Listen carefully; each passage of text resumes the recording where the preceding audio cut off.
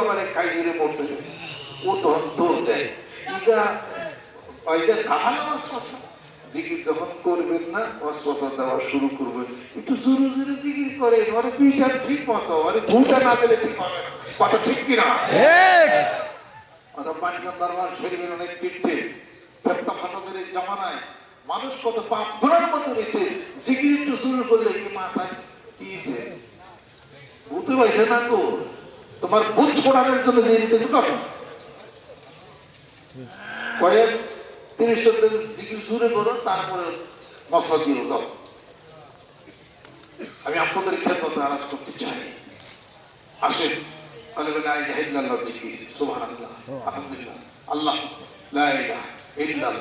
চক্ষু বন্ধ করে ধ্যান খেলের মাধ্যমে জিকির করে আর আগেও জিকির করছেন সোয়া হয়েছে ধ্যান হয় নাই কথা ঠিক কিনা প্রশ্ন আল্লাহ নবী সাল্লাল্লাহু আলাইহি ওয়াসাল্লাম এরকম কিছু খবর থেকে মাথা করিয়া আসছিল না ওগুলো আমরা মোটামুটি ভালোই জানি আমরা ছিল না ছিল থাকবে কি রাসূল সাল্লাল্লাহু আলাইহি ওয়াসাল্লাম যাকে দেখলে জাহান্নামের আগুন হারাম জান্নাতি আপনি কি আল্লাহ নবী দেখছেন স্বপ্নে দেখছেন জাগ্রত দেখার নাই তো জাগ্রত যদি কেউ দেখে ইমানের সাথে সাহাবী হইয়া যায় সুবহানাল্লাহ সাহাবী দেখছেন তো তাবিঈন তাবিঈ দেখছেন তো তাবিঈ ইমাম আলী রাহমাতুল্লাহ তাবিঈ ছিলেন ওনারা দেখছেন তো তাবিঈ কিছুই তো দেন না এমনি তারপর কেমনি কি আমরা তো পাওয়ারই না পাওয়ারলেস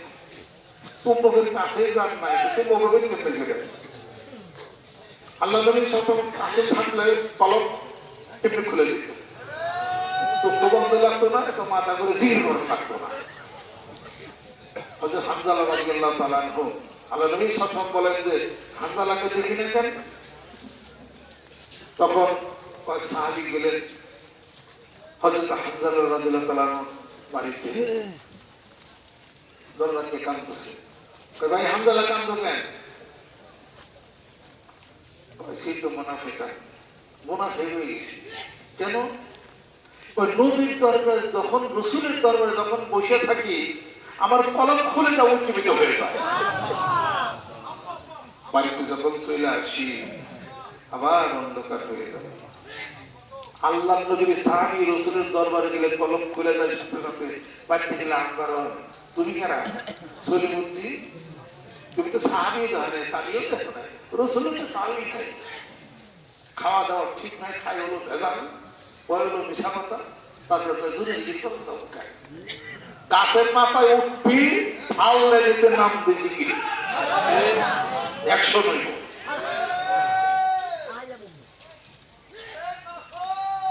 আগে জুড়ে জিকির করো তাফসীরুল কবির খুলে দাও তাফসীরুল কবির খুলে দেন ইমাম ফখরুদ্দিন রাজি রহমাতুল্লাহ লেখা তাফসীর কবির তার মধ্যে তিনি দলিল দিচ্ছেন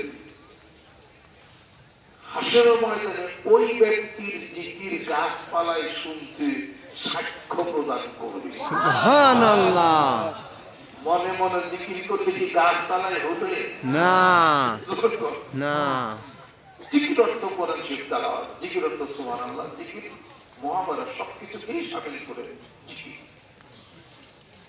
তো চারটি জিকির আল্লাহর কাছে বেশি প্রিয় সুবহানাল্লাহ আলহামদুলিল্লাহ আল্লাহু আকবার আর এমন দুটি জিকির সুবহানাল্লাহ বিহামদিহি সুবহানাল আযীম যে আলিমাতার হাবিবাতুর রহমান হাবিবাতুল লিসান সাকফাতু ফিল মিজান সুবহানাল্লাহ বিহামদিহি সুবহানাল আযীম মুখ উচ্চারণ সহজ নেকের পাল্লায় ভারী হয়ে যাওয়ার সহায়ক আল্লাহর কাছে সবচেয়ে প্রিয় সুবহানাল্লাহ বিহামদিহি সুবহানাল আযীম এই সবই জিকির ধ্যানের সাথে খেলের সাথে বৈশাখ করো একটু জোরে জোরে করো প্রতিক্রিয়ার সৃষ্টি হবে শয়তান বসে ধোঁকা দিতেছে দূরে যাবো আঘাত প্রাপ্ত হবে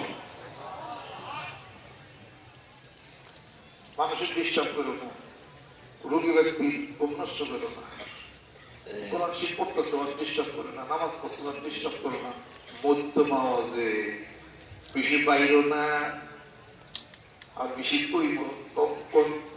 কমেও যাইও না সমালোচনা করো না ওয়ালা তাজআল ইয়াদাকা মাগলুলাতান ইলা উনুকিকা ওয়ালা তাফসুদা কুল্লাল বাসতি ফাতাকুদা মালুমান মাহসুরা।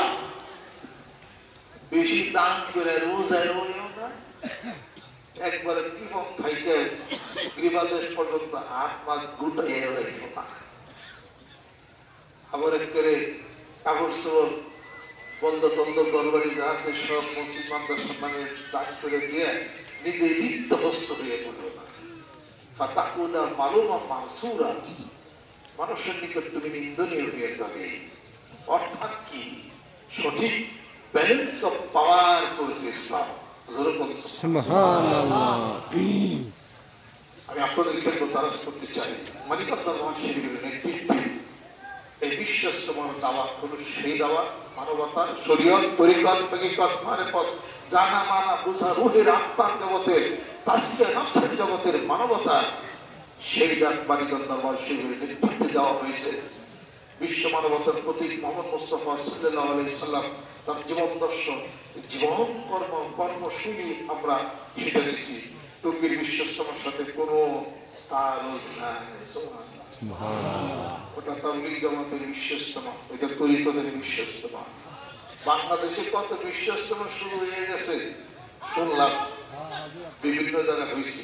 ইসলামের কাজ, জিকিরের কাজ, নামাজের কাজ, দাওয়াতের কাজ যে যত করে করুক, কিন্তু মানদণ্ড হল কোরআন এবং হাদিস শরীফ। যেরকম দেখে বন্ধুত্ব করতে হবে, দেখে বন্ধুত্ব করতে হবে। আসেন মানিকগঞ্জ দরবার শিবিরের নেতৃত্বে বায়াতের দাওয়াত দিয়েছি, প্রতিশ্রুতি অঙ্গীকারের মধ্যে বায়াতের দাওয়াত দেওয়া হয়েছে। এই বায়াত হলো কাউকে শ্রদ্ধা করবো না, এই বায়াত হলো কোন মানুষের নামে কোন মান্যত করবো না, কোন দরবারের নামে কোন মান্যত করবো না। এই বায়াত হলো ঠিক আমাদের সম্মান শ্রদ্ধা, এই বায়াত হলো সত্যাত্মিক জীবন, এই বায়াত হলো আল্লাহকে ভয় রাসূলকে মহব্বত কোরআনিক জীবন প্রতিষ্ঠা করার জন্য। সেই বায়াত হাদিস শরীফের 40 জায়গায়, কোরআন শরীফের 4 জায়গার মধ্যে বায়াতের কথা আছে। জোরে জোরে বলুন সুবহানাল্লাহ। বায়াতের উপরে আলাপ আলোচনার জন্য ওলামা ইকরাম মাওলানা জান প্রশিক্ষণ করেছেন। নতুন যারা আসছেন সবাইকে আন্তরিক মোবারকবাদ, সম্মান এবং শ্রদ্ধা। আমাদের এখানে ম্যানেজমেন্ট কমিটি যারা আছেন ওলামাদেরকে নাম বৃষ্টি করে ওলামাদের পরিচিতি, ওলামারা বয়ান বক্তৃতা করবেন, এখানে কোনো সমস্যা নাই, এখানে ধরা বাঁধার কোনো নিয়ম নাই। আপনারা আলেম সম্প্রদায় যারা আসছেন, আমিও মাদ্রাসায় পড়ছি, পশ্চিমবঙ্গ আলিয়া মাদ্রাসায় পড়লাম, ঢাকা আলিয়া, তারপরে গেছে ধামতি আলিয়াতে ৭৮ সালে পড়ছি লালবাগে, এরপরে ঢাকা বিশ্ববিদ্যালয় থেকে আরবিকে পড়ে এই অবস্থা করে আসছি। আপনারা কোরআন হাদিস শরীফ পড়ছেন, আমিও পড়ছি। অর্থাৎ কোরআন হাদিস শরীফ মাফিক বক্তৃতা হবে, কোনো বইয়ের দরকার নাই। কথা ঠিক কিনা? এখানে এটিকে হলো বেশি কোন দল, কোন জনগোষ্ঠীকে মেনশন করে, কোন আলাপ আলোচনা করে, কোন উত্তপ্ত পরিবেশ, পলিটিক্যাল কোন বক্তব্যের হিসাবপত্র এখানে নিষেধ। কোরআন নাকি জীবন ব্যবস্থা সমাজে চলবে, শিক্ষা ক্ষেত্রে চলবে, এটা বলা অবশ্যই যাবে। এটা আমিও বলি সুবহানাল্লাহ। আমি কোন দল করি না, আমি বিএনপি করি না, আওয়ামী লীগ করি না, জামাত ইসলাম করি না, কোন দল করি না। আমি করি কোরআনের দল, আমি করি হাদিস শরীফের দল। কোরআন আছে যেখানে আমরা আছি সেখানে, হাদিস শরীফ যেখানে আমরা আছি সেখানে। বেশ কিছু থাকে, সবাই কি পূর্ণাঙ্গ কোরআন সুন্নাহ অনুসারে কি চলতে পারে? ইসলামী দলগুলি যারা বলেন সবটুক কি পারে, তারা 12 পারে, 14 পারে, 15 পারে, সবটুক পারছেন কি আল্লাহ নবী সাল্লাল্লাহু আলাইহি ওয়াসাল্লাম, তার উপরে পারেন না কেউ নাই। এই জন্য তো বিশ্বব্যাপী। সুবহানাল্লাহ। তো আমরা বিশেষ বিশেষ মানুষ অন্তর থেকে কোরআন হাদিস শরীফের আমরা সমাজে সেই ডাক আমরা দিচ্ছি। সে দলই চালাই দেশ অতিথি সামনে চালাবে, কোরআন মাফিক জীবন ব্যবস্থা না চললে শান্তি আসতে পারে না। কথা বলে নিয়ে কোরআন হাদিস শরীফের এই শান্তির কথা সমাজে বলতে হবে। এই কোরআন হাদিস শরীফ বাদে শিক্ষা ব্যবস্থা, চলাচল, অফিস আদালতের মধ্যে যদি পৌরাণিক জীবন ব্যবস্থা, হাদিস শরীফের জীবন ব্যবস্থা না থাকে, অনেক রাজনৈতিক নেতৃবৃন্দ আছে বাংলাদেশের বুকে, নামাজ পড়ে 5 ওয়াক্ত দেখেন, তসবিহ জপে দেখেন, হজে গেছে 25 বার, সব ঠিক আছে, কিন্তু যেই মাত্র কইবেন যে কোরআন মাফিক জীবন ব্যবস্থা ছিল, জাত কবুল ওটার মধ্যে নাই। নামাজ পড়ে, নামাজ আদায় করে, নামাজ সমাজে প্রতিষ্ঠা করবে, এটা বললে তার সাথে লাগালাগি হয়ে যায়। অফিস আদালতের সকল জায়গায় যে সুদের ব্যবস্থা করা হয়েছে, সুদ ভিত্তিক জীবন ব্যবস্থা থেকে সুদ মুক্ত জীবন ব্যবস্থা হলে ভালো কিনা? এটার কথা বললেই, ইসলামের কথা বললেই হইয়া যাবে রাজাকার, হইয়া যাবে কেউ নব্য রাজাকার। তার মানে কি সাধারণত নব্য রাজাকার বসে সবাই মোটামুটি ইসলামের কথা যেই বলবে, কোরআনের কথা যেই বলবে সমাজে, সেই হল রাজাকার। কথা লক্ষ্য করছে? কথা অর্থ হলো কি? ইসলামের কথা বলবে, কোরআনের কথা বলবে, সব হলো পাকিস্তানি। অতএব যারা পাকিস্তানের সমর্থনে তারা হলো রাজাকার। কথা লক্ষ্য করছে? আমি যদি বলি পাকিস্তানের পক্ষে, কোরআন সুন্নাহর পক্ষে কথা বললে, যে দেশ কোরআনকে মানে তাদের পক্ষে তো করবি, তাই বলি কি রাজাকার হলো?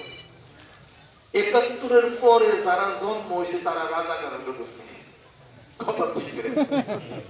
৭১ সালে মুক্তিযুদ্ধে তারা রাজাকার বললাম, ৭১ সালের পরে যারা হয়েছে তারা কি, তাদেরকে বলা হয় নব্য রাজাকার। ওই দেশকে, ইসলামী দেশকে ভালোবাসলে যদি রাজাকার হয়, তাহলে পরে মনে প্রাণে যারা ভারত লালন করে তারা কি,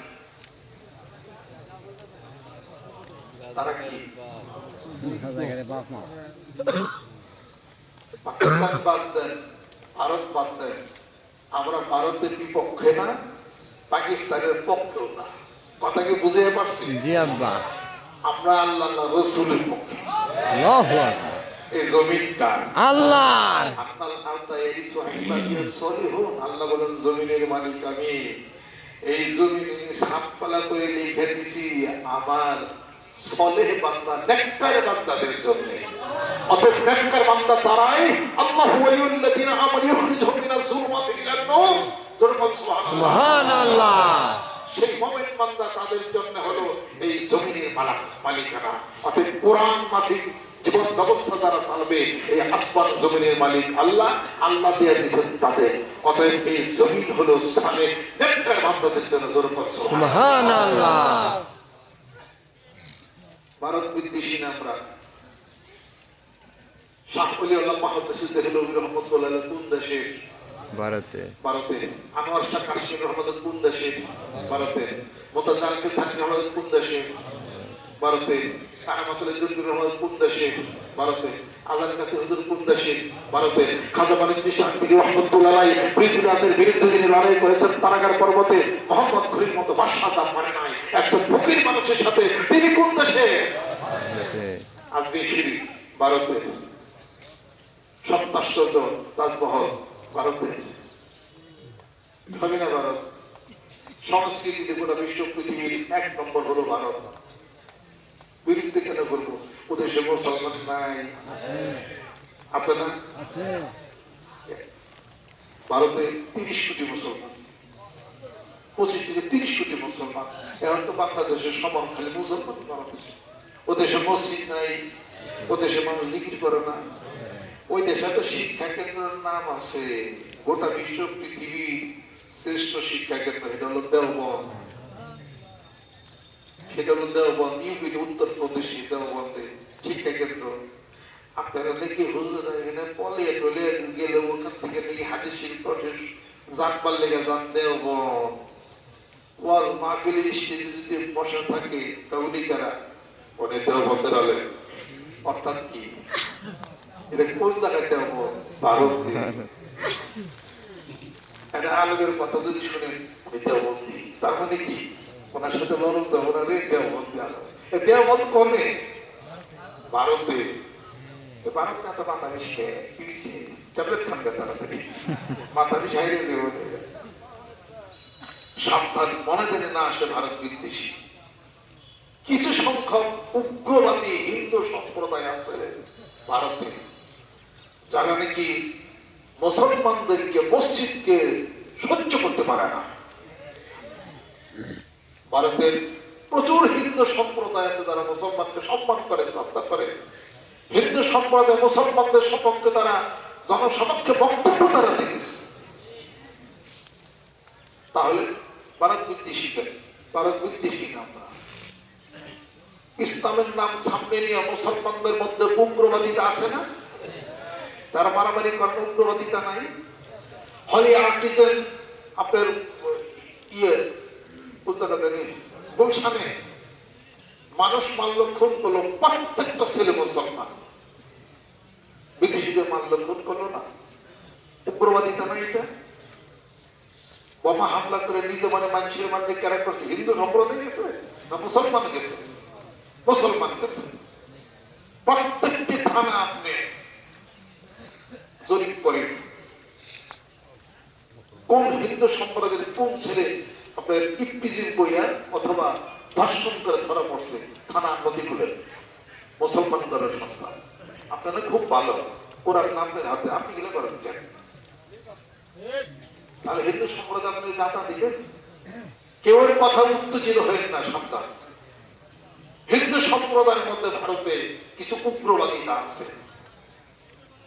যারা মুসলমান অনেককে গরুর গোস্ত খাইছে সন্দেহ করে বাইরে বাইরে ফেলাইছে পরে দেখছে যে গরুর গোস্ত খায় নাই আছে কিছু হিন্দু উগ্র সম্প্রদায় কিছু লোক মসজিদ ভেঙে ফেলাইছে আপনি কি চাবেন হিন্দুদের মন্দির বাংলাদেশ ভেঙে আনাইবে মন্দির ভাঙা যাবে না উপাসনালয় ভাঙা যাবে না কৃষি করা যাবে না অতএব ভারত বিদ্বেষী পাকিস্তানেরও দালালি করি না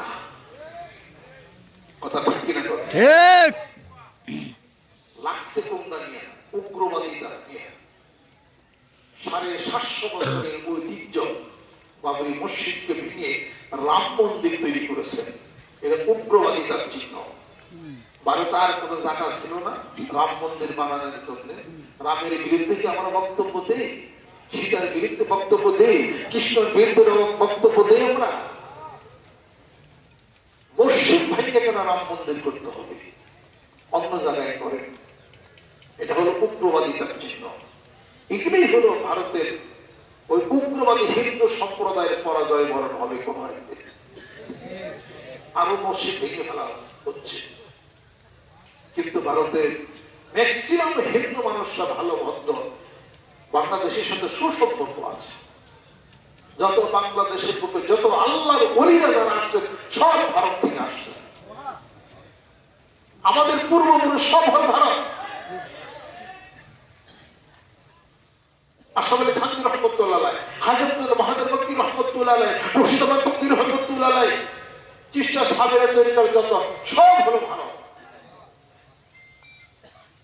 ভারত বিদ্বেষে মন বানায় না এটা ঠিক না ভারতের কিছু চিহ্নিত মানুষ কিছু সন্ত্রাসবাদ আছে হিন্দু সম্প্রদায়ের মধ্যে আছে মুসলমানের মধ্যে কিছু আছে উগ্রবাদিতা তারাই হলো দুই দেশের সাথে সম্পর্ক বিনিষ্ট তারা করতেছে এটাকে কঠোর হস্ত দমন করে ভারতের সাথে সুসম্পর্ক অবশ্যই রাখতে চায় চীনা কমান্ডার মানতে চায় কিন্তু ভারতের তাবেদারি করতে চায় না বাংলাদেশ ভারতের পরকার্য হবে না এই মন মানসিকতা থেকে ভারত সরকারকে অবশ্যই সরে আসতে হবে আর সুপরিকল্পিত ভাবে তারা এই যে মানুষ গণহত্যা তারা চালায় সেদিন একজন মানুষ মারছে ওই ইয়ের মধ্যে বনায়ের মধ্যে